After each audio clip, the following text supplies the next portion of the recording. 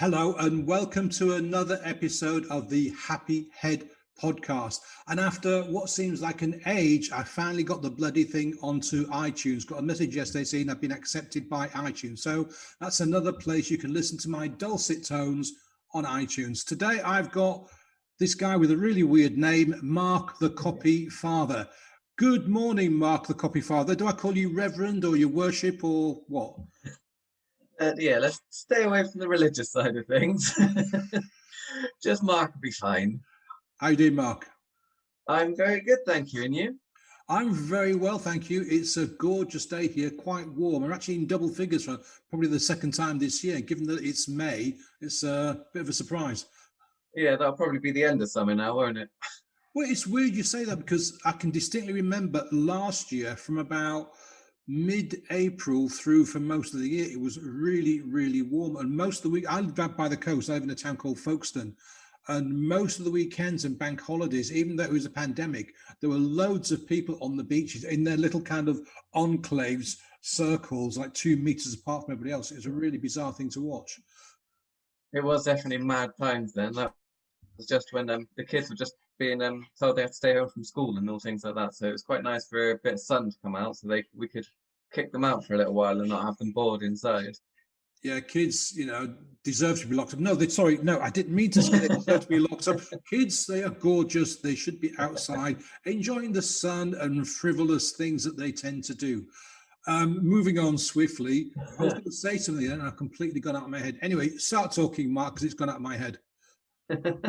Well, so as you said, I am the copy father, and the reason I am called that is because it was actually a story, that's the name that came up with from my wife, because I've been a copywriter for a couple of years now, and I wanted to get something that would show that I was a copywriter and a father as well, because being a dad's a big thing to me. And so I was trying to think of some kind of name that would bring it all together. And her just kind of casually knows nothing about marketing or anything like that, going, why don't you be the copy father? It's like, that's genius. Wish I thought of that, but I'm taking it. And so, yeah, and that's why I've become known as the copy father, because it just perfectly brings up everything that I am in one little sentence, one little moniker. Okay. How did you get into copywriting then? Because it's not one of your kind of routine, everyday kind of jobs, is it? It's not. So about 10 years ago, I was actually in a completely different side of things. I worked at a petrol station, whiling my ways away, bored out of my mind. And I discovered then about this games designer course through this company. And so it was a home learning thing. So I started going through that, and I started learning about being a games designer and developer and all things like that. And as part of that, I then went to this thing called a game jam, which is 48 hours to make a game. It's like a big competition thing. And whoever won that ended up going to the Gadget Show Live, which was then held in the NEC in Birmingham. And we then finished off developing our games in live as like a thing that people come around and see, ask questions and things like that. Anyway, so then as I was there at the Gadget Show Live, I met my boss, who is Eric Wiltshire, and he then told me, that we need a new blogger for the Train to Game website and all these things. So I then applied, got the job, and I did that for about 10 years I still do that every now and again as well. Writing content for them, all about the games industry and things like that. And then about 3 or 4 years ago, I had a message from a friend of mine who I used to train in martial arts with, who said, you do a lot of writing. I could do with a bit of help. I've just started this copywriting thing. Can you give me a hand with this? And so I was like, yeah, I'll give you a hand. And he said, I'll give you 50 quid for it. I was like, oh, genius. 50 quid just for a bit of writing. That'd be amazing. So from there, I helped him out with that. It was a sales letter about using e-commerce as a business, was what I was doing there. And so I helped him out with that. And that kind of gave me the introduction to all things copywriter and copywriting and all things like that. I was like, I quite like this. This is a whole kind of like mixture of creative writing, but with a like sales twist and a bit of analytics. It really kind of appealed to me. So from there, I started studying and started picking up all the general books that people say, and from there, kind of grew into what I am today. That's kind of my path into it all. So Started from game designer, went to copywriter. yeah, a bit of a transition there, because I mean, being a games designer is completely different from being a copywriter. And you mentioned that you're at this show and you got invited to write a blog. It's kind of interesting because designing games is different from anything, isn't it? You know, really getting in there and programming and looking at how it works and all the rest of it. And then actually transitioning to write about that must have been a bit of a challenge, wasn't it? Because actually doing it and writing about it is completely two different things. It was. I mean, I've always enjoyed writing. I never thought of doing it as a career or anything like that, but I've always enjoyed stories and writing and all things like that. I mean, if I'm going to play a game, it's most likely going to be one that's full of story and like that. Same with films and comics or anything like that. I love a story, so I've always been very story oriented. So then, when it came to writing, I mean, I just kind of take a lot of things from what I've read and what I've absorbed myself. And so then it was just going from, yeah, putting that into practice with writing blogs instead. It was a bit of a change. It took some practice. I was trained by a couple of very smart people. One who I said, Eric, who had worked in he'd been on radio and things like that for years. And then I was also taught by this guy called Lee Banks, who wrote for the Daily Mail, I think, or Daily Mail, one of the national newspapers. And so he'd trained me through a lot of things. So that's kind of where I got my start with a lot of training things and getting me into where I am now. And showed me the way. Have you got a dog by any chance? I have, yeah. She's Because kind of jumping around all over the place. I'm so glad you said that, because for those that are watching this, you can see that Mark has been making some interesting moves with his right shoulder. And I was getting to the stage where I know I'm a good looking fella, but he's not really doing that, I hope, you know. And then I thought, I can hear some shuffling noises. Maybe there's a dog involved. And yes, there is a dog involved. So I can breathe a sigh of relief. What have we got? Yes. What kind of dog is it? It's a pug. She's a pug? Yeah. I like pugs. Oh. Hello, pug. How you doing? How old is he or she? She is 4 now, I think. And she sounds like an asthmatic whenever she gets excited and starts running around everywhere. And likes to eat my beard. Yeah, well, that's the thing with kind of dogs that have been designed as lap dogs. The face has been rebred, hasn't it, over the years to kind of have that flat thing and gives them all kind of nasal problems, doesn't it? Yeah, I think pugs are one of the worst for it. I mean, she's never had any health issues or anything like that, but yeah, pugs are definitely one. And she's pug cross Shih Tzu, I think, or pug cross Chihuahua. I can't remember, one of them. But yeah, we've had her for a few years now, but she is very excitable still. She stood up looking out the window now. Anyway, so getting back to Chatty on the pod, this is not a dog show. We're not at Crufts, but anyway, what was I going to say? So before games, you were in a petrol station, is that right? I was, yeah. I spent far too long in this petrol station, which was really just soul destroying. Just stood behind a counter selling all the petrol to everyone, and that just got really dull. There was, if anyone's worked in retail for any amount of time, doing the same thing day in, day out, with the miserable customers and all things like that, it really does start to grate on you for a bit. And so it's just a case of trying to find an escape of some sort from just the day in, day out monotony. And so that's when I started looking around for something else to do. And obviously, like I said, a passion of mine is games, has always been a passion of mine since I was about 4 or 5, I think, when I got my first game console. And so when I saw this train to game thing and that came up, I thought that was a brilliant idea to try and get into it. There's a lot of people who said that I couldn't do it and shouldn't do it and all things like that, but there always is when you start something that's a bit of out of the norm and a bit different to what everyone else usually does. It's really funny you say that, because I completely agree with you. When you are doing something out of the norm, a lot of people say you can't do it. But with my kids, the first two in particular, I did everything I could to encourage them to either get into game design or get into starting pages, sort of Facebook pages or blogs about the games they enjoyed. I think a lot of it was like FIFA and Call of Duty they were really into. And I said, look, kids, Yeah, you could maybe over time start making a bit of money just by writing about this stuff that you really enjoy doing. But could I as hell get them to do it, because they were so into just playing the games that they just didn't want to be distracted by doing anything else, unless it's actually playing real football on a Saturday for their teams. And yeah, it's such a shame, because this was what, they're in their 20s now. So this has been what, kind of like 12, 13 years ago. Imagine if they had actually sat down and started writing, let's just say a Facebook page 13 years ago. Yeah. it would be, yeah, It'd be quite massive sizable now. now. It'd be huge. Even It if they only would. kind of did like one post a week, overall, that's like 130 weeks or something like that, probably even more than that. It'd be massive, and they'd have a huge following, and they'd be making loads of money. But no, Dad didn't know what he was talking about, and they Of course just he went off doesn't. their own sweet way. And it's a shame, because hindsight is a wonderful thing, of course it is.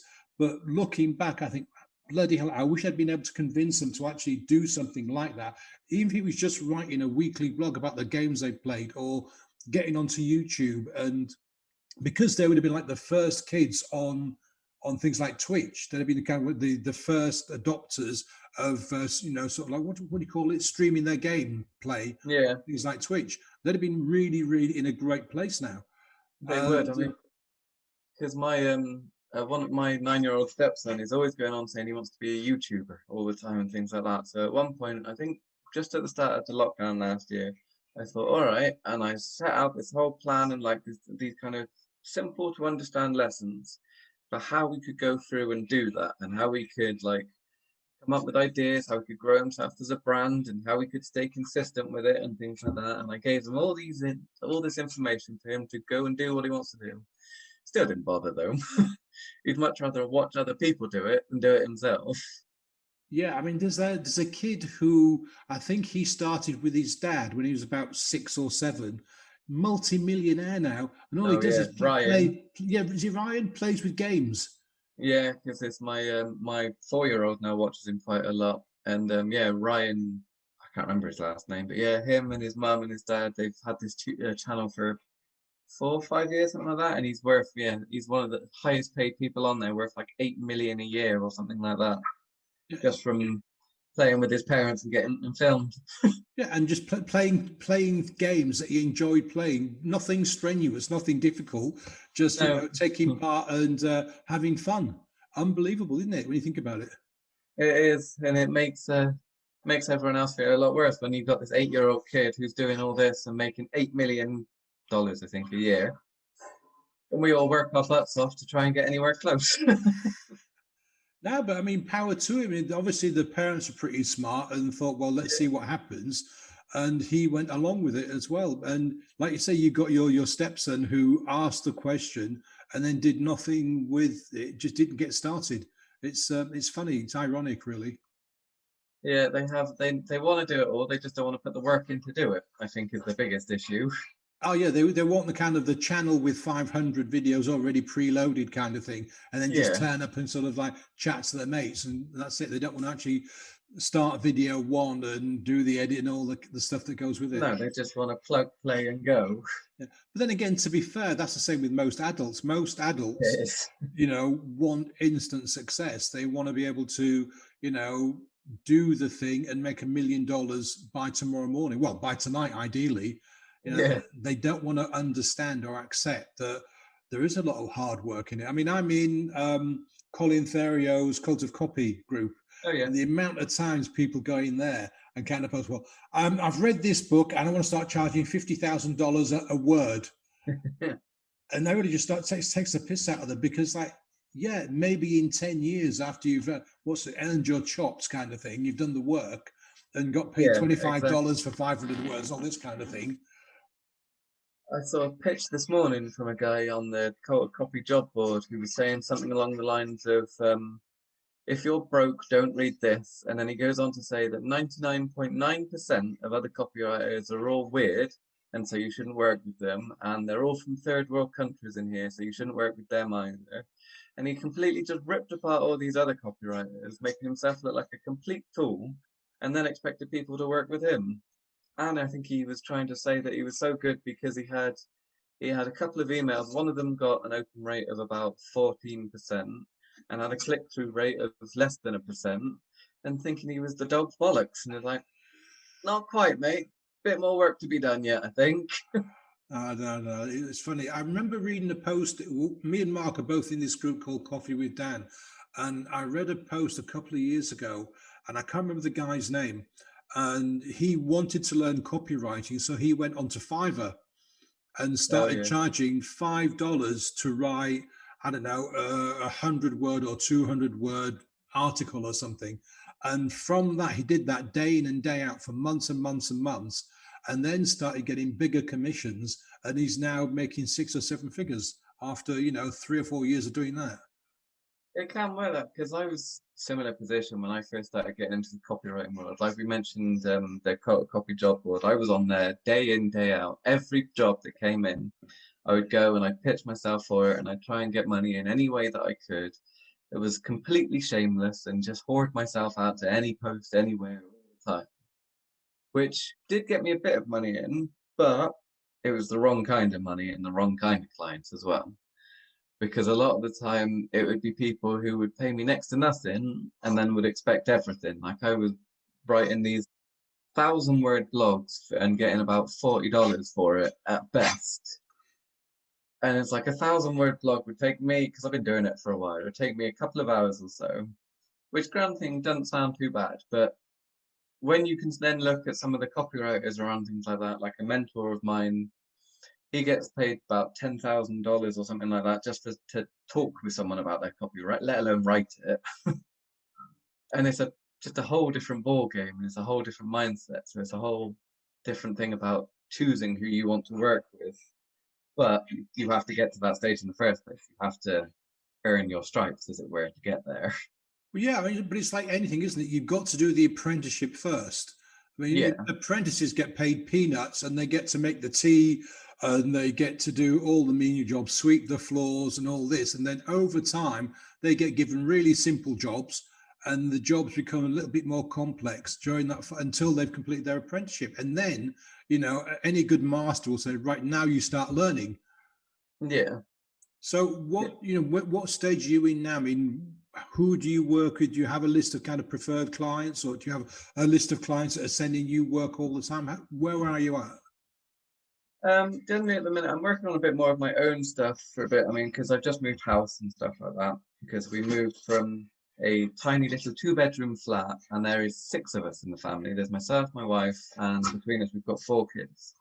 And we were in a 2-bedroom flat before, which is a bit of a squeeze, I can tell you. And so now we've just moved to a big 4-bedroom house, so everyone's got space, we've got room and things like that. So client-wise, I'm kind of quiet a bit at the moment, but I will be looking again soon once all things are settled. But previously, before, I mean, I've worked with one of the best dating coaches in the world, a guy called Adam Lyons. He was a previous client of mine, a guy called Manny Wolf as well, who is an incredible organic marketer. So I've worked with a few big, like 6-7 figure companies, to use the old cliche of a thing. Now I'm sort of also trying to get more into sort of sharing my own information and like sharing what I know a little bit more and things like that. Like I released a course that last year for how to get your own consistent content out, which that was popular when I released that. And I should have a book coming in the next, well, it depends when I can get it. In the next month or so, I should have a book coming out as well. Because all these things elevate my profile, and it's because part of the thing that I've always seen with being a copywriter and in the internet marketing world, we spoke about it a little bit before we came on, is that there is a lot of shitty behavior in the internet marketing world, a lot of unethical stuff, a lot of people pretending to be something when they're not. and all things like that. There's a lot of people who will do anything just to make money. It doesn't matter if that's lying to the customers or to their clients, or by making things up, or being like manipulative or whatever. Like the ones that pisses me off the most is using fake countdown timers on pages. So it says, you've got this to buy, but only if you do it in like 2 hours or whatever it is. And then you reload the page and the 2-hour timer starts again. So those things just piss me off. There's no need to do it either. What I find intriguing, and if you're doing one-to-one stuff like I do, then yes, you may only have 10 spaces or 5 spaces or 7 spaces because of the actual time available in the week. But if you're selling something digital, like a digital course or a book or whatever, then you do not have a limited amount to sell, because technically it doesn't exist. It's bits and bytes on a hard drive somewhere. So you could sell 100 gazillion if there were 100 gazillion clients that wanted to buy the bloody thing. So yeah, putting a countdown timer on buying the thing is silly, but sadly it works. It does. It works depending on your audience and who you go for. If you're going to like just Joe Average, then yeah, those things can work because they don't think to redo it or anything like that. If you're going for a more sophisticated market, like other online marketers or anyone who's in that world, then they just look at that and think, well, I know that's not real, so I'll just come back another day, and then it just loses its whole thing. The scarcity works, but only when it's done the right way, and it works even better when it's done in a true, real way, like you do with your 10 spaces, because you literally just have that time and things like that. That's the way it should be done, not faking it. So this is part of the reason why I want to try and show people there is a different way to do it. You don't have to use these scammy tactics and things like that, and stories that people make up. That's another one that really annoys me. I see it in some of the copy groups sometimes. Like you see someone ask the question, is it okay to make a story up? No, it's not. Not ever. There is never a reason for you to make a story up. You just have to look a bit closer to find the story that you can use as a real one. That's why I get paid like more money, because I will go through and I will hunt through your background to find a real story that I can use to sell whatever it is that you're on about. That's actually quite sad if somebody needs to make up a story, because they must have been living in a box from birth until their current age and then released, because we all have literally, I don't know, unlimited stories possibly. And if you're working for a client, that client has probably got unlimited stories as well. But like you say, what you have to do is sit down with that client and either talk to them to get them to kind of tease out the story, or go through their back catalogue of Facebook posts and wherever else and stuff to actually find the story. But yeah, to actually make one up strikes me as being incredibly lazy. It is. It's because they come up with an angle in a story, and then they're trying to make the story fit their copy rather than the person fit this, rather than finding a story from the person that would fit anyway, which would be then far more powerful, because then it's a real, true, a genuine story. Yeah, and people can't be faked these days. They know when a story is true or not, because they can, it reads properly. It reads like a story, not kind of like something that's been kind of squeezed in. Exactly. And like the argument people come up with and say, oh, but they make up stories for adverts and things like that. And it's like, not really. It's not quite the same. It's like they will come up with a generic situation that would happen in real life, maybe, but they're still not making up stories and making things fit for them. That just doesn't need to be done. It just really gets on my tits when people do that. Yeah, adverts. I mean, some guy driving in a flash car down a twisty road in the Swiss Alps has happened. It might not happen every day, but it does happen. So yeah, that is a story that has happened at some time. It's not made up. It's just, okay, what can we talk about? And they probably talk to their clients. Okay, mate, you want to spend £500,000 on a flash car. What are you going to do with it? Well, I'm going to leave it in my garage. Well, that's not a story. So we'll go and talk to somebody else. Oh, well, me. Well, if I get a car like that, I'm going to drive it around Europe. Or I'm going to stick it in a container and drive the Pan-Pacific Highway or something, Oh, wow, yeah, that's a great story. Let's do that. Yeah, so there's no need to. Exactly, it's a real thing. It's something that would happen. Yeah, so what's the book? No, and the other thing they try and do. Sorry, so the book is, so I, go on, and so let's go back and go forward then. Yeah. So the reason another reason they've come up with these stories and things like that is because they want to go for the shock aspect a lot of the time. So they want something shocking and surprising and all shit like that. Like I generally heard one the other day that started off with someone's grandma being shot in the face. I was like, that didn't happen. Of course that didn't bloody happen. What a load of shit that is. I think it went on to sell some kind of supplement as well. So, but even still, you can still use, because people do shocking things every day. People change lives, they do surprising things all the time. You can do the shock aspect, just do it with real stories. And you know, be genuine. Stop being a lying shithead. Yeah, it didn't help anyone really. Anyway, so on to the book. What is the book? So the book, I about a year and a half ago, something like that, I started off my email list, and I made a plan for my email list that I was going to email them every day, Monday to Friday, no matter what. And that's what I did. So that came through, and I shared all kind of things from how to write headlines, how to write stories, how to do your bonuses, everything to do with copy. I covered all kinds of things across this past year.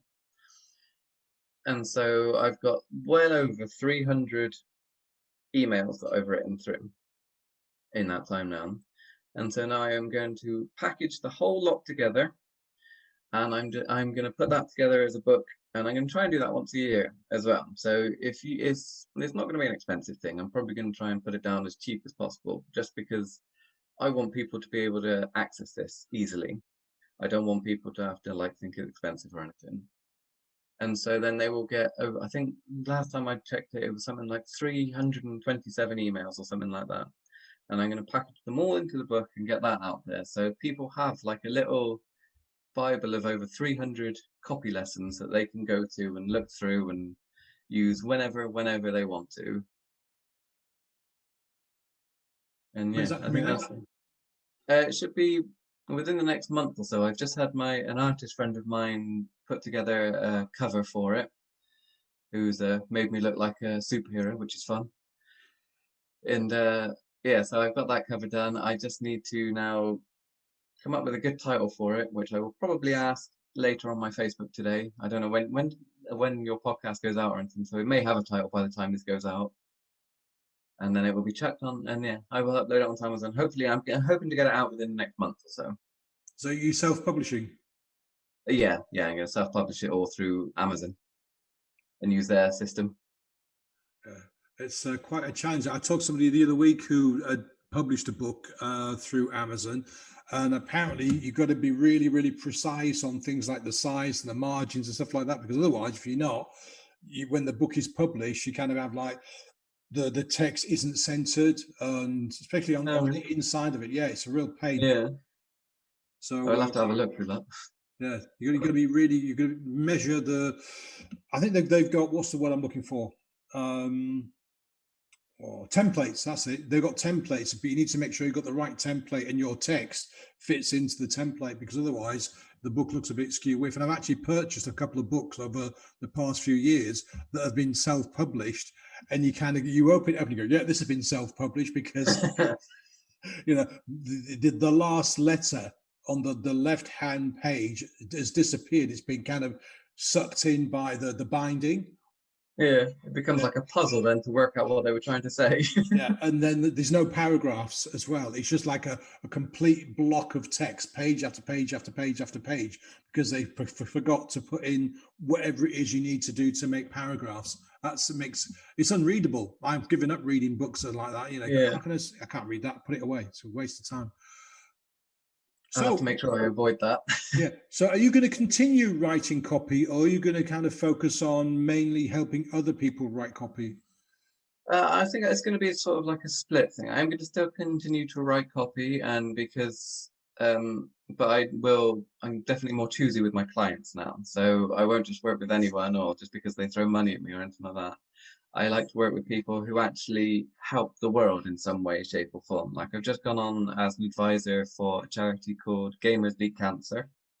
So I am helping them out with some of their stuff. And what they do is they send out games machines and games and things like that to anyone who is suffering through cancer. So it gives them a just something fun to do, and it sort of helps them get through, which will be one of the hardest times in their life. So that's something that's, it's something that's helping the world, and it makes me feel better about life and things like that, because I'm making life a better way, better with my skills. Absolutely. So I've got a question for you. Most of us that are working for ourselves in some way, shape, or form, we have to spend most of our time not actually working with clients, but marketing, because we're in a very increasingly noisy world, and you've got to do that to stand out. Yeah. Those of us that aren't copywriters, what are kind of 3, not instant hits, but sort of tips that people need to work on to make sure that people actually get to read what they've written? So I would say one is make sure you're writing for your audience and find your audience. So it's no good if you are, like, for example, selling dog food and you're talking to a bunch of cat lovers.